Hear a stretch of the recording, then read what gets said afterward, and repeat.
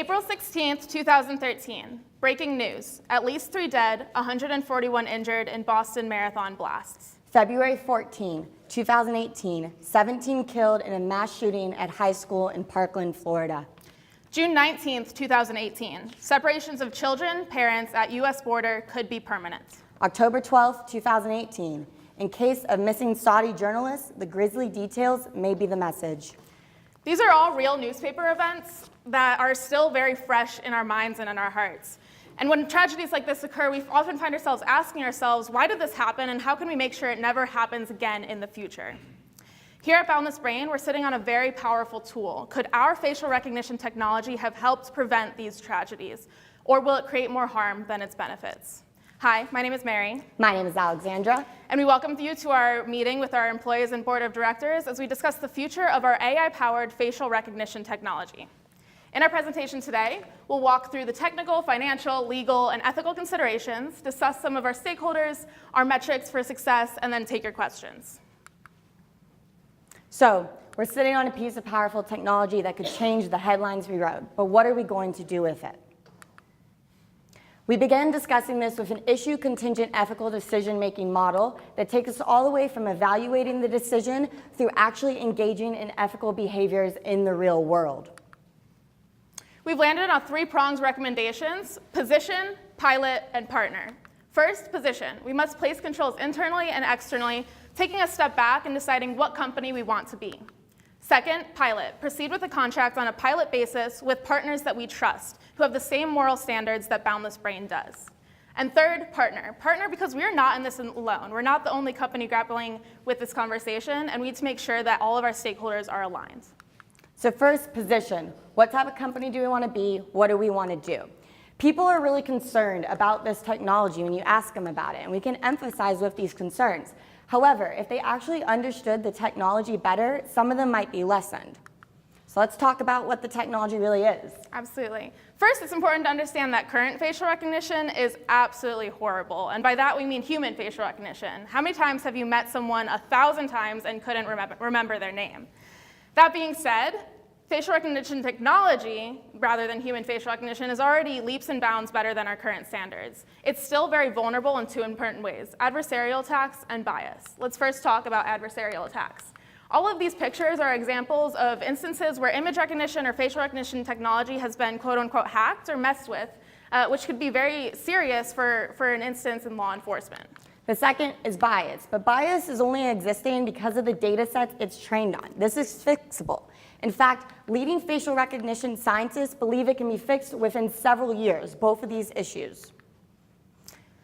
So financial considerations. We've gone through a great deal of looking at what this could really be worth, and obviously it's very big both in the government, law enforcement space, as well as other markets, such as home security, retail, and for higher security as well.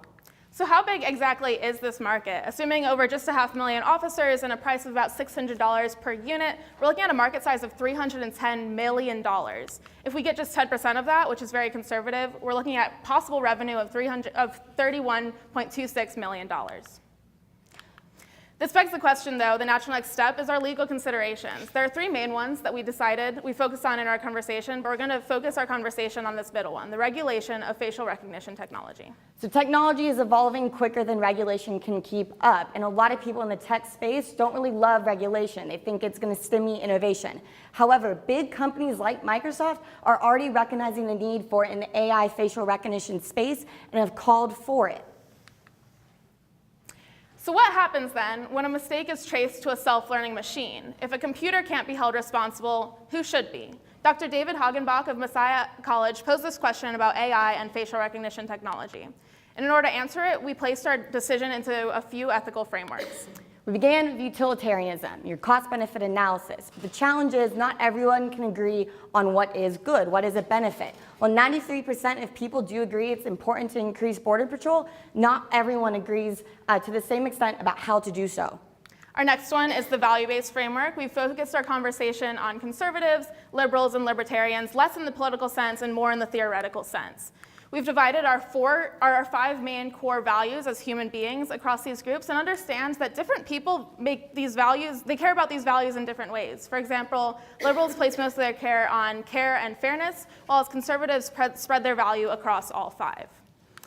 As for libertarians, they also have a very interesting mix, but it's different because they place the highest emphasis on privacy, which is an interesting problem when we're looking at facial recognition technology and AI. We all have different expectations of privacy. We expect that a private family dinner would be unrecorded and private, but we don't have those same expectations when we step into public. There are surveillance cameras everywhere. We can't avoid them. So what are we willing to give up for privacy? Could we prevent the Parkland shooting if we were able to give up some of this? So we've talked about positioning our company. We've taken a step back and looked at what kind of company we want to be. The next step is to pilot, to roll out our technology on a case-by-case basis with partners that we trust. We'll skim through some of our main stakeholders that we looked at in this decision-making. First, the general public. Then we spent time talking to employees, board of directors and financial stakeholders, our law enforcement partners, and the suppliers in our value chain. And what we saw across all of these was transparency and trust, and the need to ensure that everyone up and down our value chain and working on this technology is just invested in the same ethics standards that we hold ourselves to, and we make sure that our security concerns and controls are across the value chain. Our next step is to partner. We have to partner because we are not in this alone. As we move forward with this technology, we have to make sure that everyone that it involves, everyone that it affects, is also on board. These are the key partners that we're looking to work with, and we propose forming a self-regulatory organization as we understand that technology moves very quickly and that laws sometimes take some time to catch up. So this is the first step as we wait for government controls. The next is looking at these actual controls we want to implement with our partners. There's different levels of facial recognition, from just seeing there's a person in the room to matching anyone in the world against unknowns. And we are only comfortable with matching against known databases such as IDs, driver's license, and below. We also are concerned about how long the data is kept. It should be deleted every 24 hours to ensure privacy. We don't want to be able to track across time where people are. We also are very concerned about the data being able to be overlapped with other databases, for example, social media. This is how it could be used against protesters and hurt democracy. We also make sure that we're conducting introductory and ongoing trainings with each of our stakeholders, and especially with law enforcement partners. We spoke with software engineer at Microsoft, Jacqueline Gibson, and she's mentioned that this is her #1 concern, ethical concern, when it comes to the use of facial recognition technology. She wants to make sure that those who are using it, meaning the police officers, and those that it affects, meaning the civilians, are all equally transparent about what's going on and what's taking place where they are. So what have we done to actually ensure that we implement these things successfully? We have taken the traditional balanced scorecard we've been using and put ethics at the top of it. Because as we've seen, it flows through everything, including financials. Trust is capital these days, and it's important that we look at every single one of these things with our ethics and values in mind. Position, pilot, and partner. We have to move through these three key main steps in order to effectively launch our facial recognition technology here at Boundless Brain. I want you to think back to those headlines that we read just a short 10 minutes ago. Here at Boundless Brain, we have the opportunity, we have the ability to change the outcomes of events like these. And when we have the ability, we have the responsibility. The next headlines will come out pretty soon. What do we want them to say?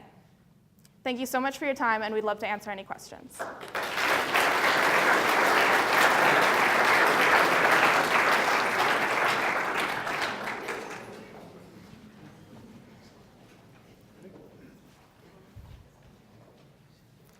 Question: what do you believe is the company's corporate social responsibility in utilizing and further enhancing this technology and its use with the public? Can we have a second to moderate? Let me just answer. You want me to? Yeah, I'm happy to.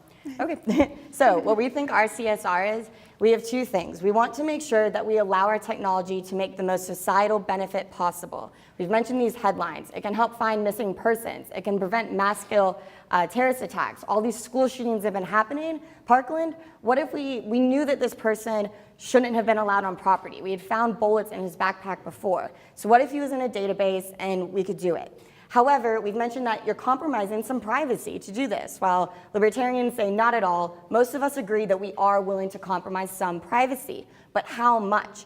And that's what we need to have ongoing conversations with the general public and our stakeholders about to ensure that we're doing everything possible with the data to keep it secure. We see all the data breaches happening. We see how even suppliers are embedding data chips that are stealing data from companies like Amazon. So we need to work closely with our suppliers on these security measures as well. And so with those privacy concerns and monitoring that, it's always going to be finding the balance. It's also making sure that we're working with regulators to ensure that our technology is able to have the full benefit, but we are making sure that we move slowly enough that we don't run into unintended consequences we're not able to fix. Along with this as well, with the privacy, we want to make sure, I forgot my second over here. We want to make sure that the technology is continuing to be improved. We mentioned these adversarial attacks. We have to take this seriously. We have to make sure that the data sets we're training on actually are representational and that we can make sure that they're accurate enough. And then we didn't talk about it much with our stakeholders, but trust is really important both between communities and law enforcement as well. And this technology, we found by talking to a researcher, an organizational behavior researcher of law enforcement, body cameras have already created more distrust between police officers and the communities, and facial recognition could worsen that. What could lead to consequences such as people not wanting to call the police, and the police also then suffer moral harm when they think the communities don't value them in their job and don't understand it. So to summarize, we want to make sure this technology reaches its full societal benefit and can keep people safe, but we also know that we need to improve the technology constantly. We need to monitor the controls, the security, the data privacy, and keep in contact with our stakeholders about what they expect, be transparent with them. And we need to make sure that we foster trust and transparency in this culture. As CEOs, we also have the responsibility to empower our employees. That's a core leadership tenet that we both share, we both value a lot. And in order to empower our employees and to empower the people that we affect, we have to first understand them. That's why we spent so much time talking to experts. So Alexandra mentioned Shefali Patel, the organizational psychologist, Professor Demakis, he's a leading facial recognition and image recognition scientist out of UT Austin. We've spoken to several Customs and Border Patrol agents and a few Austin Police Department police officers. We can only be one person standing up here, and you can't make a decision as one person, especially when it's going to affect literally every other person in the world. So we've spent the time getting to know the stakeholders, getting to hear their perspectives, and we need to continue those conversations. That's the corporate social responsibility that we have to the world, is to make sure that everyone's voices are heard, that we're continually evaluating and reevaluating our decisions, because the decision that we make today may not be the right one a year from now. New things arise, new problems arise, new things, we learn about new things every day. But our responsibility there is to make sure that we are good leaders, that we are taking everyone into account, and that we're making sure that we're reaching their needs.